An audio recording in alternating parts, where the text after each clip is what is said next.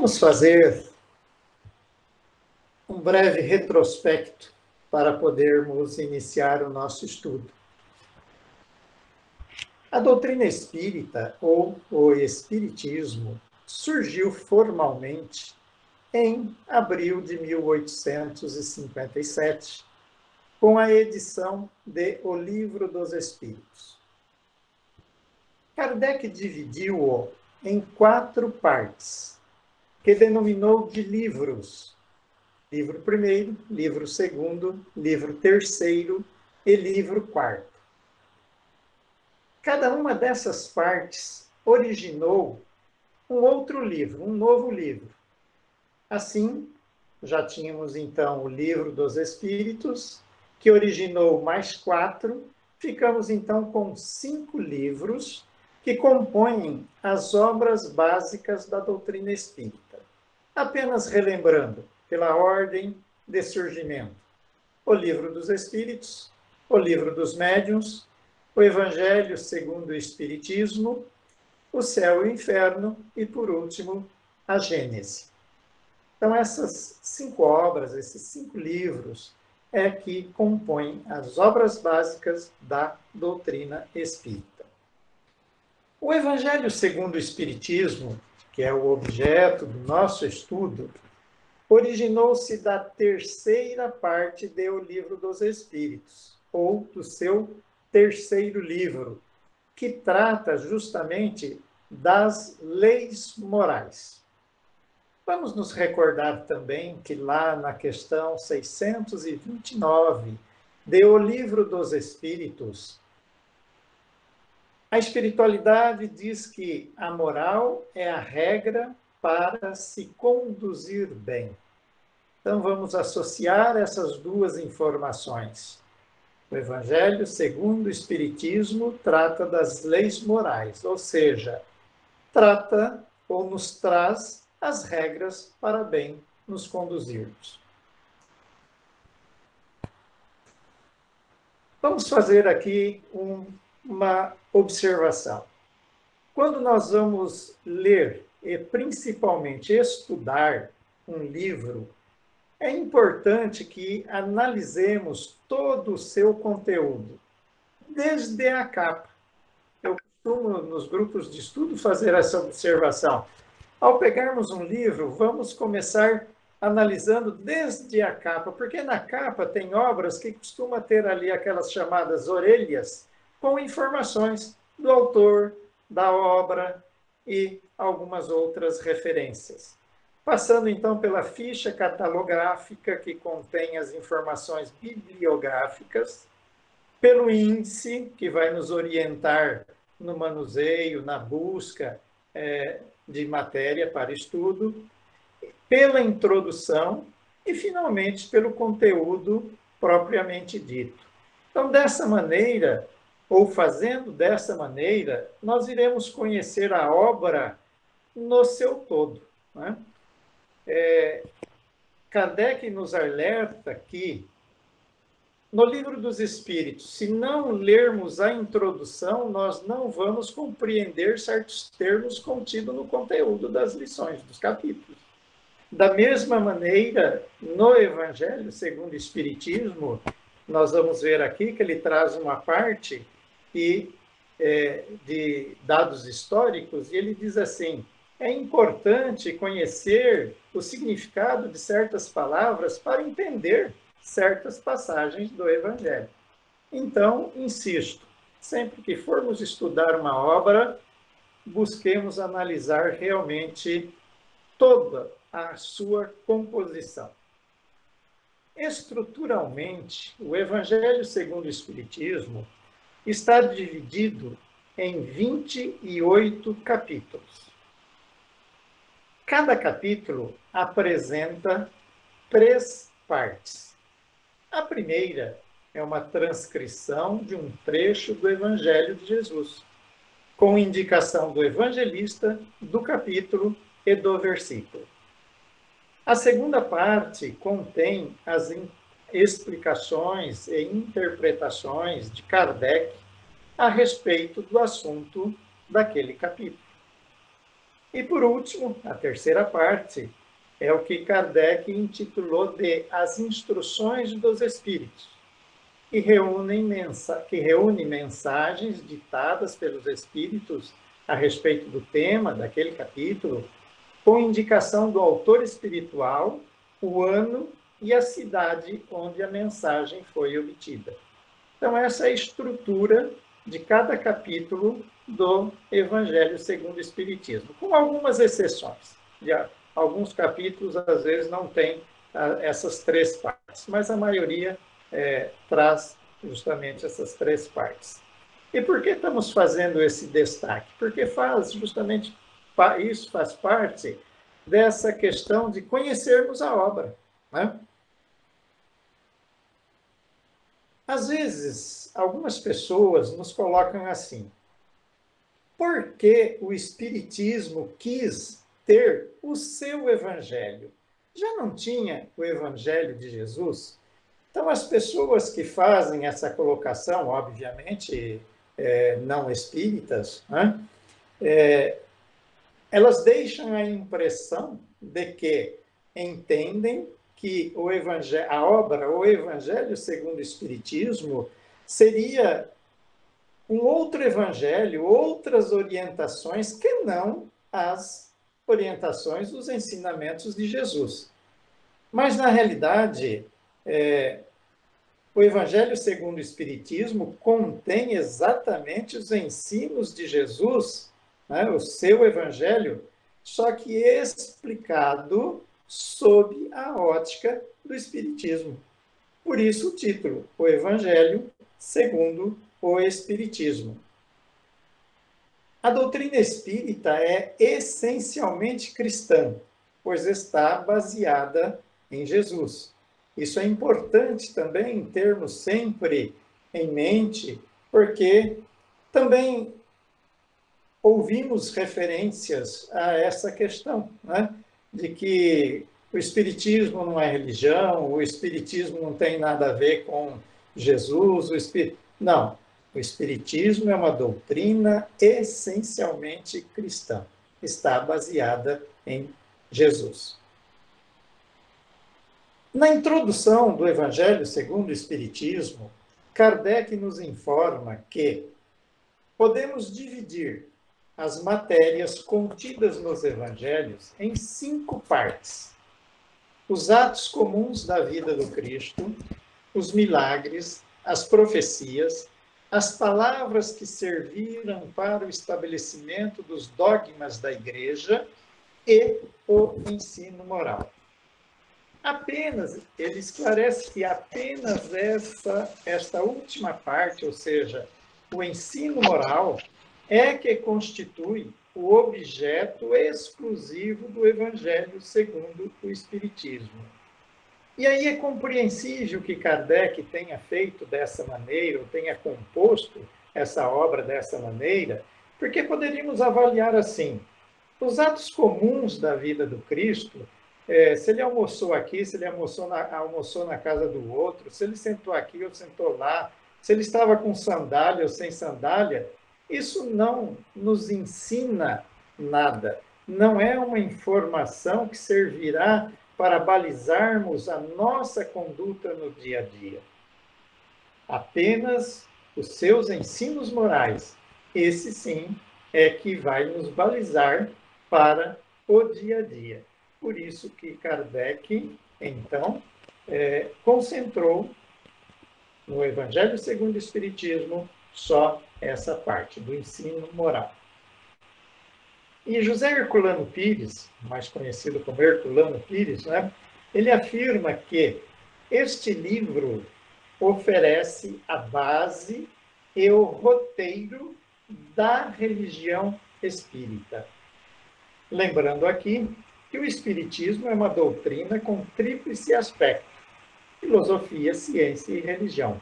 Isso tudo, óbvio, já conhecemos, estamos apenas recapitulando para, então, o nosso estudo de hoje. Ainda na introdução, Kardec nos fala da autoridade da doutrina espírita, onde ele vai nos explicar das manifestações, da universalidade das manifestações, as notícias históricas, que ele vai então explicar o significado de determinadas palavras que vamos encontrar no Evangelho. Daí ele fala de Sócrates e Platão como precursores da ideia cristã e do Espiritismo. E, por último, ele traz um resumo da doutrina de Sócrates e Platão. É muito interessante lermos esses enunciados de Sócrates e Platão, que viveram quase 500 anos antes de Cristo, porque ficamos com a impressão de que estamos diante do Cristo explicado pelo Espiritismo. É muito interessante. Quem nunca estudou filosofia, como eu, ao me deparar, quando fui estudar pela primeira vez o Evangelho, e lendo justamente na introdução esses enunciados de Sócrates e Platão, fiquei assim admirado. E a gente chega à conclusão de que realmente foram precursores, porque são ideias que vamos encontrar justamente em Cristo e depois explicado no Espiritismo. Por isso que eu insisti que é interessante, quando vamos estudar a obra, não deixarmos de ler justamente a introdução. Então, hoje nós vamos ver o capítulo 1 do Evangelho segundo o Espiritismo, no qual Kardec fala a respeito de 3 grandes revelações para a humanidade no campo religioso. Então, ele nos traz Moisés, como a primeira revelação, Jesus e, por último, o Espiritismo. Lógico que essas não são as únicas, mas as mais importantes para nós, cristãos espíritas. Lembrando, então, que nessas 3 revelações, a última sendo o Espiritismo, por isso coloquei que são as mais importantes para nós, cristãos espíritas. Essa é uma expressão que eu tenho também me utilizado em certas conversas com pessoas, quando me perguntam assim: você é cristão? Óbvio, criaturas de outras denominações, né? Principalmente evangélicas, ao invés de dizer que eu sou simplesmente espírita, eu uso justamente essa expressão. Eu sou cristão espírita, porque eu entendo que tem o cristão católico, o cristão evangélico, porque todas essas denominações têm por base justamente Cristo. Cada uma com a sua interpretação, óbvio, como já sabemos, mas todas com base em Cristo, né? Por isso somos cristãos espíritas. Então, vamos ver a respeito da primeira revelação, justamente com Moisés, que viveu por volta de 1500 anos antes de Cristo. Então, com ele, nós temos a lei de Deus, formulada justamente nos 10 mandamentos, promulgada sobre o Monte Sinai. Moisés personifica o Antigo Testamento. Moisés, na qualidade de profeta que era, revelou aos homens o conhecimento de um Deus único. Então, o monoteísmo, né? Deus único, soberano, Senhor e Criador de todas as coisas. Moisés, pelas necessidades da época, editou também leis civis. Então, a par da lei de Deus, formulada nos 10 mandamentos, que todos conhecemos, e está lá transcrita também nesse capítulo 1 do Evangelho segundo o Espiritismo, a par, então, dessas leis, Deus, ele também editou leis civis, apropriadas, obviamente, aos costumes da época. mas para dar autoridade às suas leis, atribuiu-lhes origem divina, mas apresentando um Deus terrível, um Deus punitivo, justamente para manter, pelo temor, homens ainda muito rudes e ignorantes. Compreensível, justamente, essa atitude de Moisés, se nós formos fazer a seguinte análise. Moisés viveu 1500 anos antes de Cristo. De Cristo para cá, nós já temos mais de 2000 anos. Se hoje nós nos analisarmos e vermos quantas imperfeições ainda temos, imaginemos-nos lá há 3.500 anos atrás. Então, compreensível a dificuldade de Moisés para administrar as pessoas daquela época. E daí ele ter se utilizado justamente dessa estratégia de atribuir origem divina às leis de cunho civil. Naquela época de Moisés, vigorava a lei de talião, que todos nós conhecemos.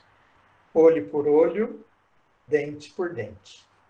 Ou seja, era uma rigorosa reciprocidade do crime e da pena. A perspectiva da lei de talião é de que uma pessoa que feriu outra pessoa deve ser penalizada em grau semelhante e a pessoa a infligir tal punição deve ser a pessoa lesada. Ou seja, aquele que foi vitimado, ele tinha o direito de fazer a mesma coisa com quem lhe vitimou para ele poder se ressarcir daquele dano. Se nós formos analisar essa conduta da lei de talião, na realidade significa uma vingança, né? Você fez, ao invés de eu perdoar, eu vou fazer a mesma coisa com você, né? Também compreensível pelo grau, né, de imperfeição nossa, ou seja, da humanidade, daquela época, né? Mas, felizmente, nós sabemos que essas leis civis, elas tiveram um caráter transitório, né? Apenas a lei de Deus é que permaneceu. Por quê? As leis de Deus, como sabemos, são imutáveis. Em todos os tempos da humanidade, elas são a mesma. Então, aquelas leis de Deus formuladas nos 10 mandamentos com Moisés, na realidade, essas permaneceram. E nós vamos ver elas reafirmadas com Cristo e também reafirmadas com o Espiritismo e esclarecidas adequadamente para uma maior e melhor compreensão nossa. A segunda revelação está personificada em Jesus, representando então o Novo Testamento. Então, como dissemos, Moisés personificou o Antigo Testamento e Jesus, então, representa o Novo Testamento. E ele nos diz assim: não penseis que vim destruir a lei ou os profetas. Eu não vim destruí-los, mas dar-lhes cumprimento. Porque eu vos digo em verdade que o céu e a terra não passarão, antes que tudo que está na lei não seja cumprido perfeitamente, até um único iota e um só ponto. Isso está lá em Mateus, capítulo 5, versículo 17. Apenas como nota aqui, a palavra iota, que se escreve então J, né, é o nome da 9ª letra que no alfabeto grego corresponde ao nosso I. Significa sem faltar um iota, ou sem faltar um iota significa sem faltar um, ou seja, que esteja tudo completo. Lembrando então que Cristo disse que o céu e a terra não passarão, antes que tudo que está na lei seja cumprido perfeitamente. O que isso significa? Nós já sabemos, com Kardec, que nós, espíritos, somos criados simples e ignorantes e vamos fazer toda uma caminhada evolutiva até chegarmos a espíritos perfeitos. Os mundos também progridem, e ele dá uma classificação de 1 a 5, né, numa escala evolutiva, da progressão dos mundos. Então, enquanto não se cumprir, né, digo em verdade que o céu e a terra não passarão antes que tudo que está na lei seja cumprido perfeitamente. Ou seja, nós deveremos fazer o nosso progresso, cumprir, realizar a nossa caminhada evolutiva até chegarmos a espíritos puros. Os planetas também, assim como a Terra, passarão pelas suas fases de progresso, como a Terra está passando agora nessa fase. Né? Então, tudo terá que se cumprir entre o céu e a terra. Jesus veio cumprir, então, a lei de Deus, desenvolvendo-a para dar-lhe seu verdadeiro sentido e apropriá-la ao grau de adiantamento dos homens, já um pouco melhorados, porque decorridos 1500 anos de Moisés, então, até Jesus. Né? Então, a gente percebe que nada é por acaso, tudo segue realmente um planejamento, tudo segue uma ordem, conforme a vontade e o desígnio de Deus, de acordo com a sua sabedoria.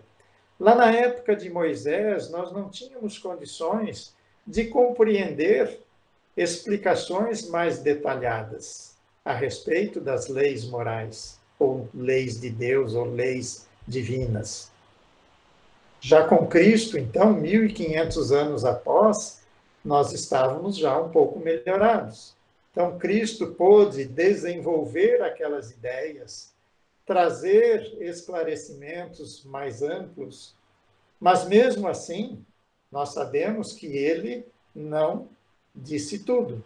Ele não disse claramente tudo aquilo que precisávamos saber. Por quê? Lá, naquela época, obviamente, né, ainda não tínhamos todo o conhecimento necessário, a ciência ainda precisava de desenvolvimento para nos aparelhar na parte do conhecimento para podermos compreender, para podermos aceitar e progredir.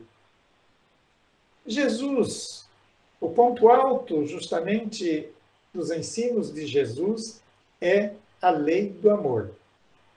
E que a verdadeira vida não está na terra, sobre a terra, mas no reino de Deus.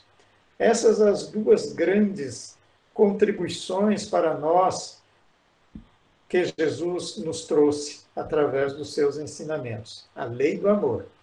Porque ele disse, vocês tinham aprendido que era olho por olho, dente por dente. Não, mas eu venho lhes dizer que vocês devem amar os seus semelhantes, chegando inclusive a amar os seus inimigos. Porque isso é a parte mais profunda, mais difícil, justamente, do sentimento do amor. Porque se não fizerem isso, ou seja, amar os seus inimigos, o que estarão fazendo de diferente? Porque até os facínoras se relacionam bem entre si. E aí ele nos conclama que realmente nos esforcemos para desenvolver esse sentimento do amor para com todos indistintamente, chegando então, como lembrei, até ao amor ao inimigo. Óbvio que essa expressão amar o inimigo comporta uma interpretação que nós vamos obter então com a terceira revelação, com o Espiritismo.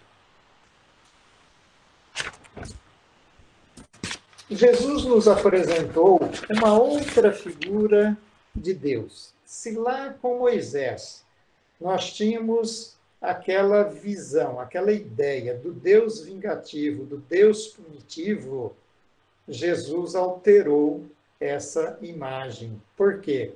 Ele veio nos mostrar um Deus justo, que dá a cada um segundo as suas obras. Equivalendo isso justamente à lei de causa e efeito, ou à lei de justiça. Porque dar a cada um segundo as suas obras é justamente aplicar a justiça, né? E um Deus também misericordioso, porque ele perdoa seus filhos, concedendo-lhes a chance de se arrependerem e de repararem seus erros, para que a pena não seja eterna. Por quê? Se nós não tivéssemos chance de consertarmos o nosso engano, consertarmos o nosso erro, nós ficaríamos nas doutrinas que entendem que as penas são eternas. Errou, vai para o fogo do inferno e nunca mais sai de lá. E justamente não é assim. Jesus veio nos apresentar esse Deus que é justo, que é misericordioso, que é bondoso. E aqui vale lembrar, quando certas pessoas dizem assim, fulano é ateu, ele não acredita em Deus, mas é uma criatura que pratica a caridade. Ora, aí nós podemos lembrar o seguinte: essa criatura provavelmente não acredita naquele Deus lá de trás, naquele Deus vingativo, naquele Deus que não era justo, naquele Deus que não era misericordioso. Então, na realidade, é que ele ainda, essa criatura que diz não acreditar em Deus, ele não se atentou ainda que nós temos uma nova ordem das coisas com Cristo. Uma figura de um Deus, então, justo e misericordioso, e não mais o Deus vingativo. Vamos lembrar aqui também que a palavra evangelho deriva do grego e literalmente significa boa mensagem, boa notícia, boa nova. Por isso encontramos nas obras espíritas a menção à boa nova referindo-se ao evangelho. E boa nova, ou evangelho, significa boa nova, uma boa mensagem. Há pessoas que afirmam equivocadamente que a lei de causa e efeito equivale à lei de Talião. Eu disse que essas pessoas afirmam equivocadamente, que, como vamos ver, não é a mesma coisa. A lei de Talião, como já dissemos, representa vingança, porque é o próprio ofendido quem aplica a punição ao infrator. Enquanto que, na lei de causa e efeito, o infrator estará submetido à lei de justiça estabelecida por Deus, independentemente de qualquer atitude da vítima, além de que o efeito poderá ocorrer em reencarnações futuras. Aqui também não é uma questão de Deus ficar analisando cada filho, cada criatura e dizer, olha, você vai ter que pagar isso, você vai ter que pagar aquilo. Não. Deus estabeleceu leis justas, magnânimas, às quais todos nós estamos submetidos. Todo débito, nós sabemos que todo débito tem que ser quitado, mas o cobrador não será a vítima. Na realidade, quem nos cobra é a nossa própria consciência, porque quando nós infringimos uma lei, a nossa consciência é que fica maculada e vai estar nos cobrando. E nós vamos ter a oportunidade, então, do arrependimento, a oportunidade de expiarmos e resgatarmos aquele nosso débito para que nos quitemos perante a lei. né? E quando a gente quita o débito, nós ficamos livres. E a liberdade representa uma espécie de felicidade, não é assim? Tem uma lição no Evangelho, segundo o Espiritismo, não me recordo agora em que capítulo está, que o Espírito que ditou aquela lição diz assim: se no meio da tempestade a criatura consegue manter serenidade, equilíbrio, isso já não é uma espécie de felicidade? Então vamos guardar isso, né? Que no meio da tempestade, se guardarmos serenidade e equilíbrio, já estaremos vivenciando uma espécie de felicidade. Jesus também informou que pediria ao Pai para nos enviar um novo Consolador, o Espírito de Verdade, que nos ensinaria todas as coisas e nos faria relembrar de tudo aquilo que ele nos havia dito. Isso está em João, capítulo 14, versículos 15, 16, 17 e 26. Por que Jesus diz assim? Nos ensinaria todas as coisas. O novo Consolador nos ensinaria todas as coisas. Ora, se teria que vir um novo Consolador nos ensinar tudo, é porque ele, Jesus, não havia nos ensinado tudo. E quando ele diz, nos faria relembrar de tudo aquilo que ele nos havia dito, havia nos ensinado, por que teríamos que relembrar? De duas, uma, ou as duas. Primeiro, porque iríamos esquecer. Segundo, porque provavelmente não teríamos entendido os ensinamentos ou parte dos ensinamentos. Não é assim? Quando a gente vai estudar, a gente toma o primeiro contato, algumas partes a gente compreende logo de início, mas outras não. Outras nós precisamos ler várias vezes, reanalisar para podermos compreender e assimilar. Então, da mesma maneira com os ensinamentos de Jesus. E fazendo essa, ou nos trazendo essa informação de que ele pediria ao Pai para nos conceder, nos enviar um outro Consolador, o Espírito de Verdade, Jesus, com isso, nos anunciou a terceira revelação das leis de Deus.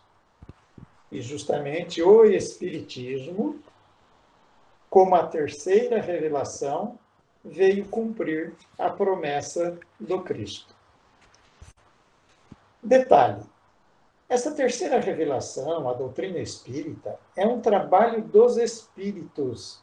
Ela é impessoal. Ela não está personificada numa criatura. O próprio Kardec afirmou que a obra não era dele, era dos espíritos. Relembrando lá na primeira revelação, nós temos em Moisés a personificação dessa revelação. Na segunda, temos em Cristo a personificação. Mas na terceira, não está personificada em Kardec, porque o trabalho é universal, é dos espíritos. Isso o próprio Kardec nos faz essa afirmativa.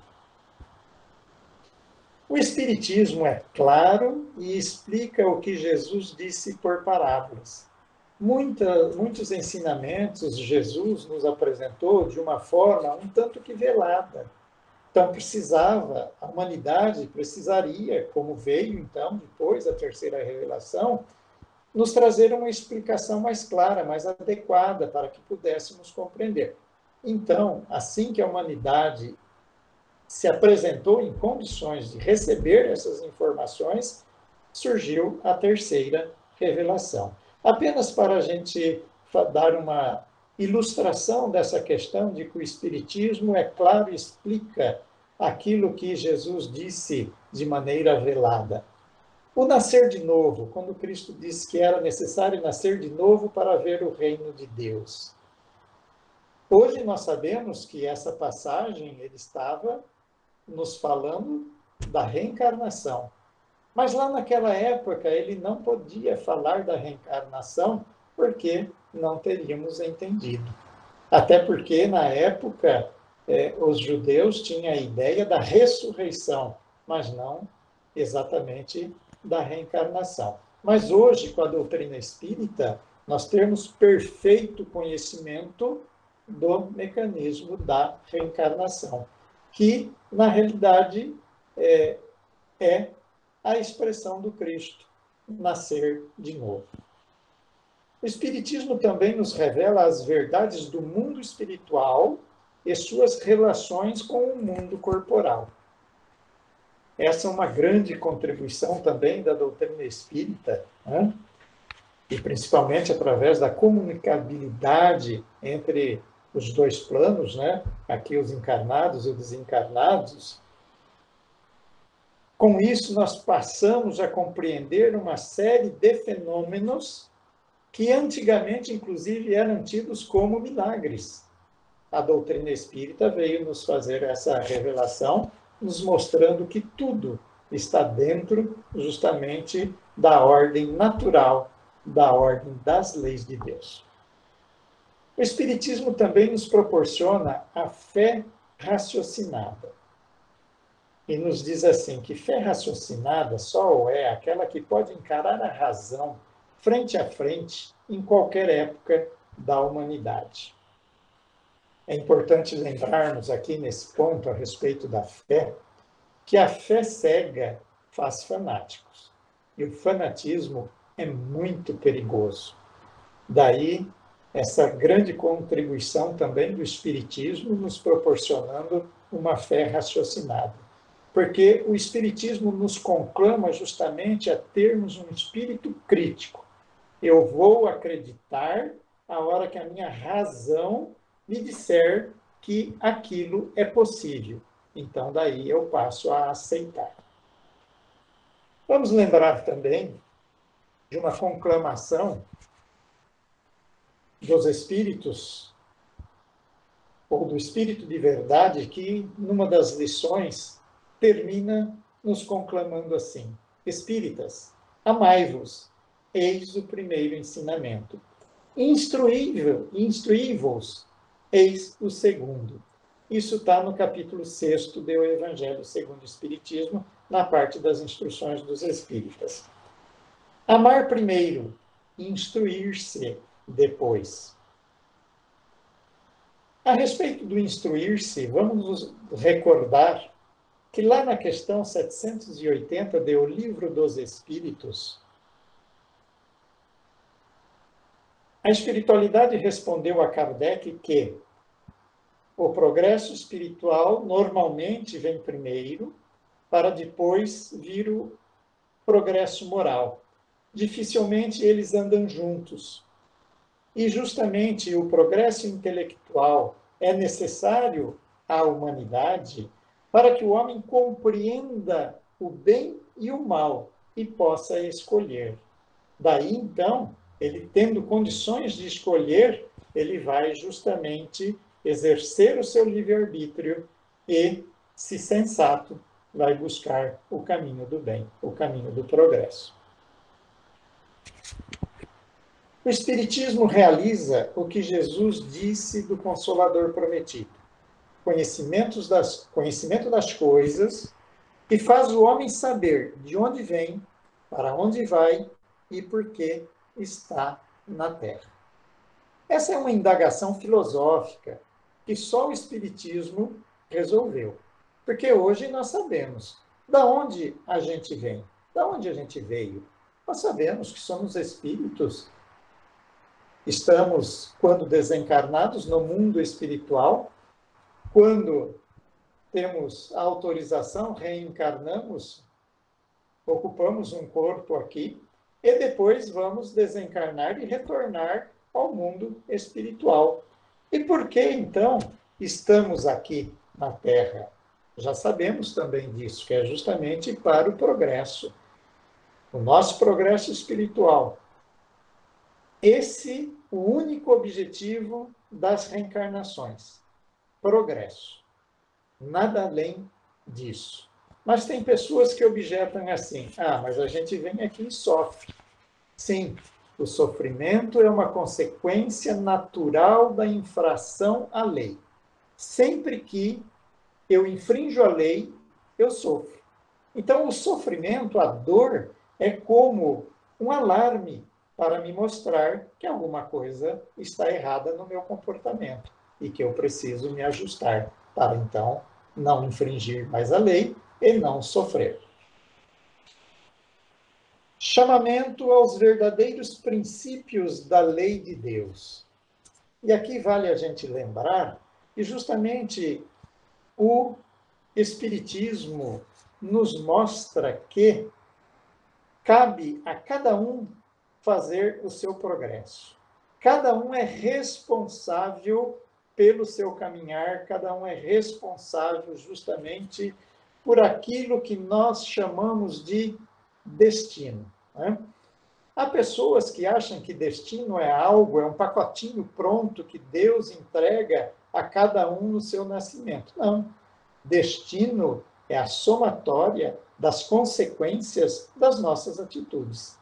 Por isso, que a doutrina espírita, né, o espiritismo, nos mostra a responsabilidade, nos chama a atenção para a nossa responsabilidade. Nos traz também a consolação pela fé inabalável no futuro e pela esperança. Traz consolação aos que sofrem, dando uma causa justa e um fim útil a todas as dores. Como acabamos de dizer, a dor é como um alarme que soa para nos chamar a atenção, para nos corrigirmos, né? Uma grande contribuição do Espiritismo, e aqui vou já antecipar um pouco a parte do fecho do estudo de hoje. Uma grande contribuição que o Espiritismo nos trouxe foi a comprovação da imortalidade da alma. Não devemos temer a morte. Por quê? Sabemos que é apenas o corpo, a matéria, é que morre, que perece. Nós somos espíritos, e como espíritos, somos imortais. A vida continua além do túmulo. Então, não precisamos, não devemos temer a morte.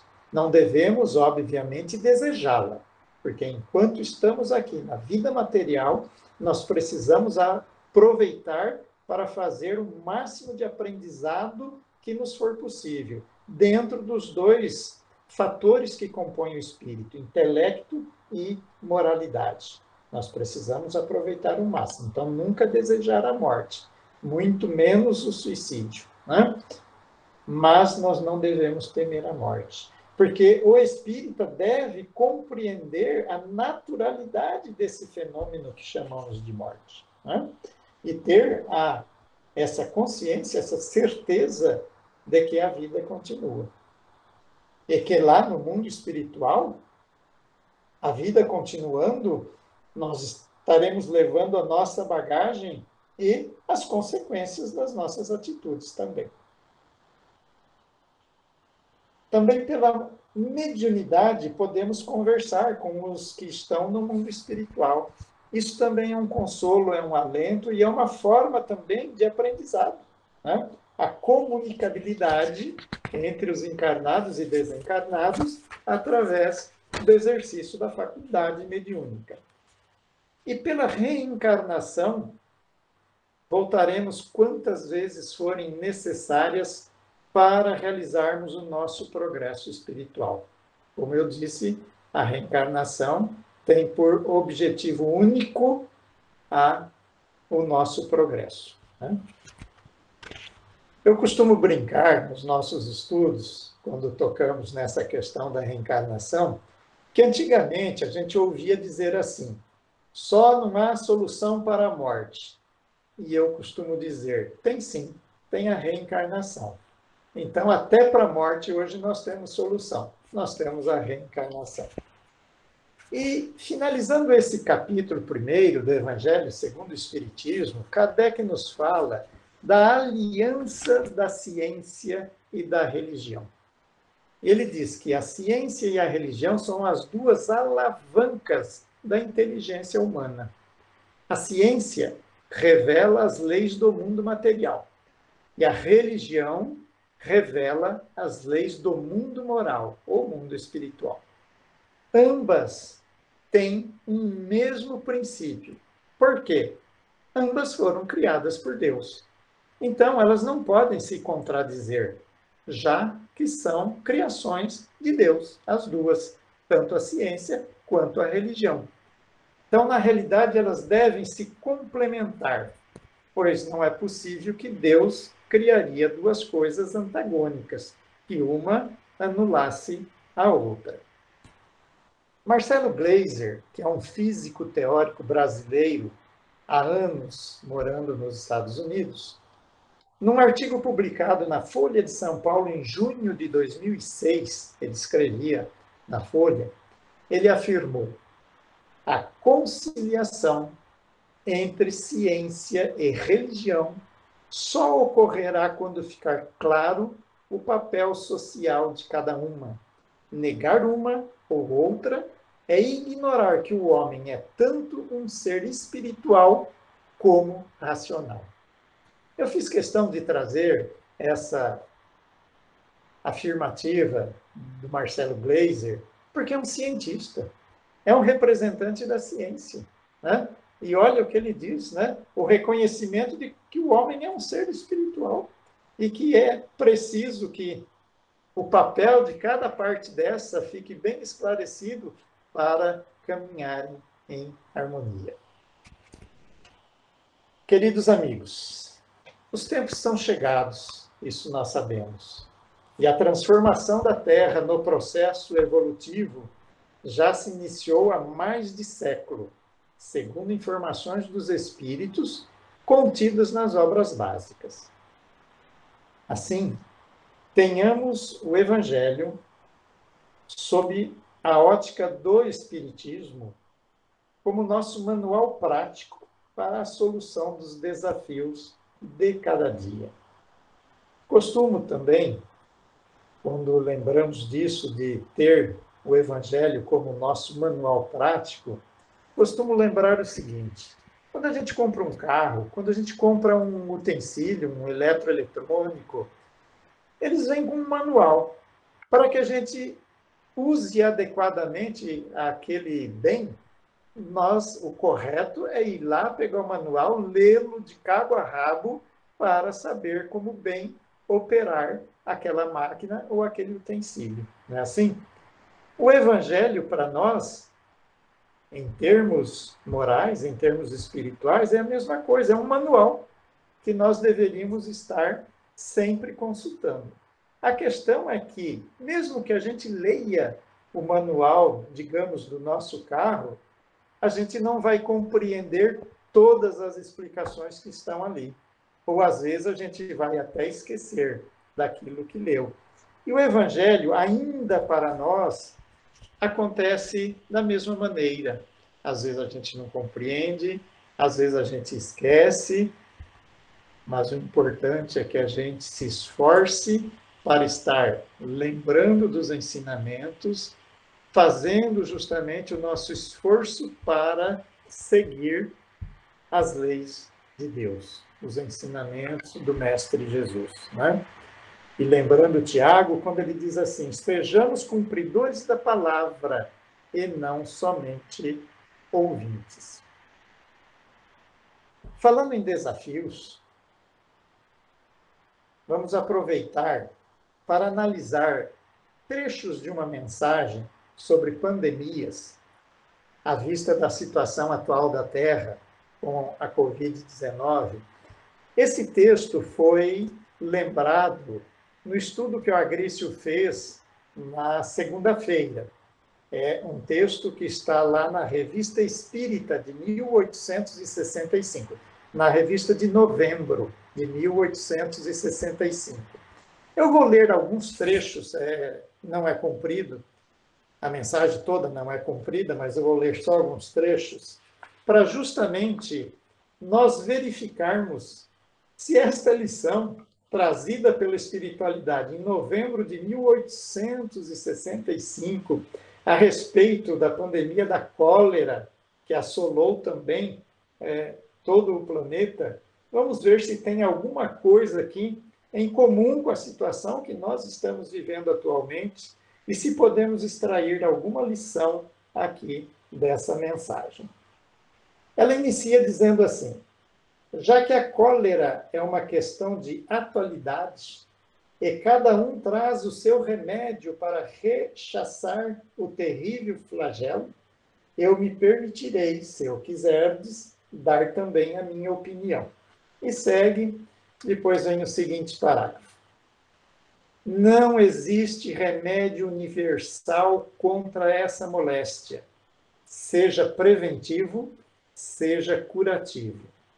Considerando-se que o mal se complica de uma porção de circunstâncias que ora se devem ao temperamento dos indivíduos, ora ao seu estado moral e aos seus hábitos, ora às condições climáticas, o que faz que tal remédio dê resultado em certos casos e não em outros. Pode dizer-se que a cada período de invasão e conforme as localidades, o mal deve ser objeto de estudo especial e requer uma medicação diferente. É assim, por exemplo, que em 1832 e 1849, o gelo e o remédio caseiro puderam curar numerosos casos de cólera em certas regiões, mas deram resultados negativos em outras épocas e em países diferentes. Há, pois, uma imensidão de remédios bons, mas nenhum que seja específico. É essa diversidade nos resultados que tem confundido e ainda confundirá por muito tempo a ciência, e faz que nós mesmos não possamos dar um remédio aplicável a todo o mundo, porque a natureza do mal não o comporta. Há, contudo, regras gerais, frutos da observação, das quais importa não se afastar. O melhor preservativo consiste nas precauções de higiene, sabiamente recomendadas em todas as instruções dadas a respeito. Passam pela limpeza, pelo afastamento de toda causa de insalubridade e dos focos da infecção e pela abstenção de todos os excessos. Em casos semelhantes, sabeis que o medo, muitas vezes, é pior que o mal. Infelizmente, o sangue frio não se impõe, mas vós, espíritas, não precisais de nenhum conselho sobre este ponto, pois encarais a morte sem pestanejar e com a calma dada pela fé. Em caso de ataque, importa não negligenciar os primeiros sintomas. O calor, a dieta, uma transpiração abundante, as fricções, a água de arroz, a acrescida de algumas gotas de láudano, são medicamentos pouco custosos e cuja ação é muito eficaz. Se aí vierem juntar-se a energia moral e o sangue frio. E mais adiante diz assim: a confiança em si e em Deus é, em tais circunstâncias, o primeiro elemento da saúde. Então, eu fiz questão de trazer para a gente ler esse texto, que, como eu disse, foi contribuição de alguns dos participantes lá na segunda-feira com a Grício, porque achei muito interessante. É lógico, como eu disse, essa mensagem está falando a respeito da cólera, falando em 1865. Hoje nós estamos em 2020. Mas será que temos um quadro muito diferente daquilo que está descrito na mensagem? É bom que a gente avalie, né? E para finalizar, eu aproveito uma fala de Humberto de Campos, que está na introdução do livro Boa Nova, por ele editado através da mediunidade de Chico Xavier, em que ele diz assim: hoje